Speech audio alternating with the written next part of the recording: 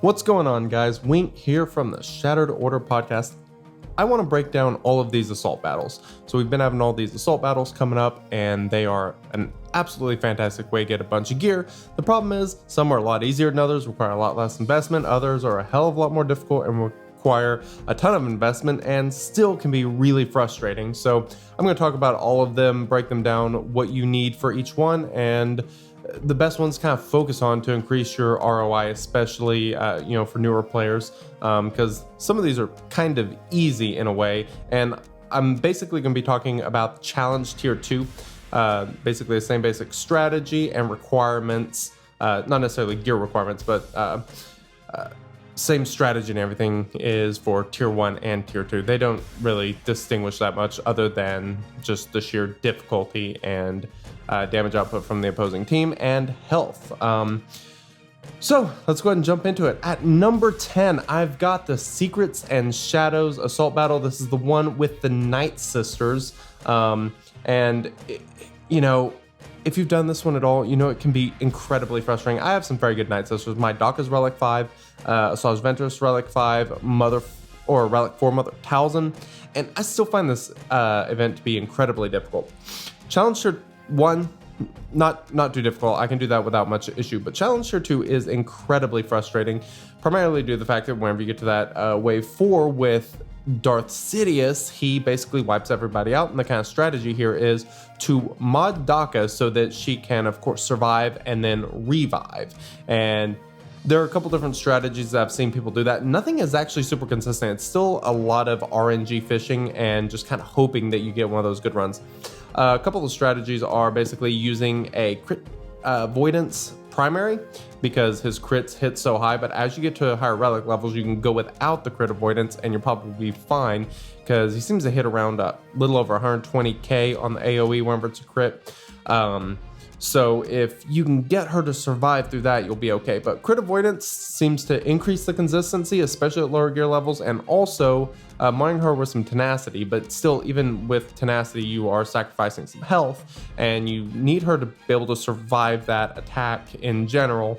So the tenacity, of course, helps keep the heal immunity off, which will allow her to heal herself, and at that point with her Zeta, she will have stacked up even more health due to the other 4 NIGHTSISTERs dying, and that will increase the chances of, being able to finish that thing out. Mother Talzin lead is the way to go. Inflicts the plague. It basically allows Sidious to kill himself off pretty quickly, and it works pretty well, but it is frustrating because it almost entirely seems like RNG fishing whenever it comes to Darth Sidious. I use Talia as my 5th, of course, zombie in there, and using Talia to cleanse all the debuffs and, get the heal immunity off Daka is generally the strategy that I go with, but it's not always reliable because you have to make sure that you finish that wave 3 with high turn meter on Talia. That way the AoE won't wipes everybody out. Talia can still go and get the buff immunity out of the way. So good luck to all of you attempting that one. And as you'll see, next we're going to go to number 5, Ground War. You'll notice that there is not 6 through 9. That is because I think Secrets and Shadows is that frustrating that it should be that much further down on the list. I couldn't bring myself to put it at 6. So at number 5, we have Ground War. And this is the one where you use the Jedi, or I think EWOKS, but Jedi. So I have a really good Jedi team. Jedi Knight Anakin and Jolie are both Relic 7, Relic 6 Grandmaster Yoda, Relic 4 Jedi Knight Revan, Gear 12 Hermit Yoda. None of that matters a ton other than having Hermit Yoda. I have found him to be absolutely essential, especially whenever you go into that wave with General Grievous, because General Grievous can inflict the death mark and create all sorts of issues. Hermit Yoda, just the overall healing and primarily Grandmaster's training. Grandmaster's training is absolutely huge. It's the biggest key to surviving because it increases your tenacity, defense, offense output, has significant bonuses for Jedi, obviously, and it's a mass attack, which is very important. I know a lot of people have had success using General Kenobi. I have not had that much success using him, primarily because he gets killed off pretty easy, and of course you can use Jolie to bring him back up, but Kenobi doesn't do much outside of that. If you are going to use Kenobi, You're not going to want him modded the way that you would mod him for a Padme team, which I don't really want to move the mods on him. So that's probably part of the reason why I haven't had a lot of success. If you load him up with protection, you'll probably have quite a bit better success. But Jedi Knight Revan seems to be the lead to go with, in my opinion. I've seen people be it with Bastila Shan, which I think is a great leader ability, but personally I prefer the all the bonuses from Jedi Knight Revan's lead. And of course the Jedi are great. They're so versatile. That's the big thing. You shouldn't really worry about investing in them for this assault battle, but keep in mind that you will need pretty high gear levels in order to get through tier 2 with regular consistency. And like I said, these characters are all great, and they're characters that you're gonna want to gear up. But Jedi Knight Revan's a little bit more end game. Hermit Yoda, kind of difficult to farm, especially for newer players.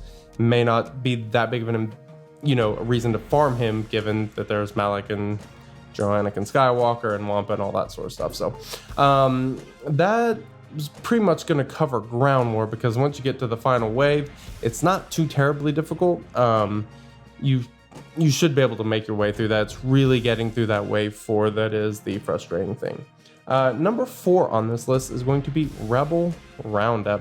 Rebel Roundup is the one where you use the bounty hunters, and the reason I have this one above Ground War, as far as ROI, is these characters are all great. I mean, Bosk is fantastic, his ship's fantastic, it's a great team. I do have Boss Jango and Boba Fett Relic, Boba and Boscar Relic 4, Relic 5 Jango, but I like this one because you can beat it with some consistency. There is actual strategy to it, and that strategy revolves around using the special buff in this assault battle and using it to, immediately before doing an AoE, especially with someone like Jango or Boba, or before their execute or the shrapnel blast from Jango, making sure that you kill someone when you use that ability to stack up that offense. And the further you get along, the easier it becomes, to do that. And, especially with characters like Jango and Boba, who are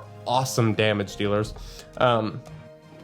they work really, really well with this team. And then that special ability actually has a different purpose for Bosk and Dengar, who I find Dengar to be absolutely essential, but the primary focus for them is to reduce their cooldowns, essentially, because when you use that ability, you immediately get to go again, so long as you're not dazed, and when you get to immediately go again, you're reducing your cooldowns. So I like to do that to increase the chance of getting a the mass attack from Bosk or the heal from Dengar, because his AoE is basically a massive heal for this team, especially with that many enemies. So he is pretty essential, and my Dengar is only gear 12, so he's not anyone that you have to take up further. I have some other gear 12 bounty hunters, but they all die immediately in wave 1. You're going to want to load Bosk up with a lot of protection, and then crit damage health on Jango, and some crit damage with some extra crit chance on Boba, along with some protection, especially if you haven't zated. One other thing that you can do is whenever you find a Rebel Scarif Pathfinder, you can kill him over and over and over and over to stack up those buffs, especially in those early rounds. There's a great way to, increase the percentage chance of you beating it, but you do need to be a little patient, take a little extra time. That's kind of a similar mechanic as another assault battle we're going to talk about here in a second, in which you can kind of spam it by going slower to build up more offense to make it a little bit easier down the road as you go. But these characters are all really good investment, and this one's actually quite fun. So good luck. Next, moving on to number 3, that is the Military Might. Military Might is, of course, the one with the rebels and clones. It's not too terribly difficult, honestly, if you're using the right team comp and have the right characters, and that's the biggest thing. C-3PO is kind of key for the way that I do it. I use the CLS, Han, Chewie, R2, and 3PO rebels. My Han, actually I think whenever I record this video, my Han was Relic 4. Him, Chewie, and R2 were Relic 4. I've since taken them up a little bit higher, but they can actually do it at lower gear levels. I've had people tell me that they've had pretty good success. The link to my full strategy video on this assault battle will be in the description down below, so you can go check that out. But primarily, if you use that special ability in the very beginning, they keep that ability to call in assist when they attack out of turn. That will persist throughout the entire battle. Even though you won't see the little icon above their heads, you will still be getting those assists, and that is absolutely crucial. Something else that'll work if you don't have like R2 or 3PO, you can actually use 5s. I've had a lot of people tell me that using the Rebels along with 5s, you know, using him as just basically somebody soak up a ton of damage works really well.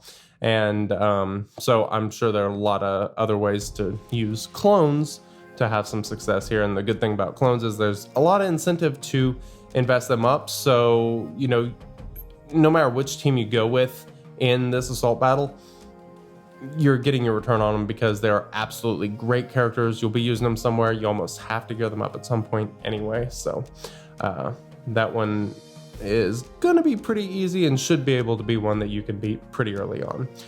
Number 2 is going to be the Forced Moon Assault Battle, and this is the Droids and Empire one. Challenge Tier 1, everything up until Challenge Tier 1, Emperor Palpatine is a machine. Maybe not machine, but he is really good. You know, Challenge Tier 1, you have so many options. You can use an Emperor Palpatine team. You need a pretty good Emperor Palpatine team, but you can use that. You can use General Grievous with droids, that can work. But when you get to Challenge Tier 2, that is the video that you're watching, it does become quite a bit more difficult. So that is why I used Thrawn, B2, BB-8, B1, and Magna Guard. Again, I have a full video on this entire assault battle down in the link below, but the basic strategy here is to stack up a bunch of stacks of droid battalion on B1 and let him mow people down. Magna Guard does need to have, you know, at least 130 to 140,000 health and protection combined in order to be survivable enough. And the thing I like about this, so it does have 2 legendary characters. It has Thrawn and BB-8, which are fairly early game at this point, not too difficult to get.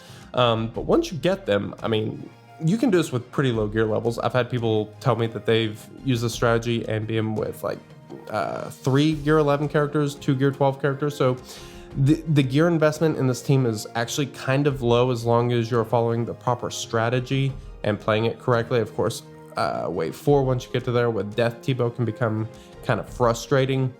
But with Illuminated Destiny and Thrawn's Thrasher, you're able to, you know, keep him from going too often. And when he does finally get turned, he'll hit Magna Guard, who will survive, and then you'll be able to use B1 to heal him back up, and of course Illuminated Destiny from BB-8 to then get Thrawn back up to Fracture again. So that's kind of the general strategy there. And then once you get past that, it's really not too difficult. You can, of course, slow play it pretty much the whole way to stack up a lot of droid battalion and just make B1 awesome.